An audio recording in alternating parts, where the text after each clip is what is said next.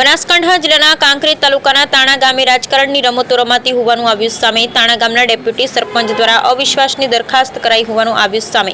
થરા નગરપાલિકાને અડીને આવેલા તાણા ગામને યેનકેન પ્રકારને તોડવાની થઈ રહી છે પેરવી. 3 વર્ષથી તાણા ગ્રામ પંચાયતમાં સરપંચ નહીં પણ સેવક તરીકે રાત દિવસ જોયા વગર સતત સેવા કરતા સરપંચ તાણા ગામને નગરપાલિકામાં ભેળવવા માટેની ચાલતી રમતમાં પણ પોતે તાણા ગામની સાથે રહી કામ કરવાની ચૂંટણી સમય લીધી હતી નેમ. હું સરપંચ રહું કે ના રહું પણ મારા ગામના મેં જે વચન આપેલ છે કે તાણા ગામને વચન આપું છું નગરપાલિકામાં નહીં લઈ જઈએ.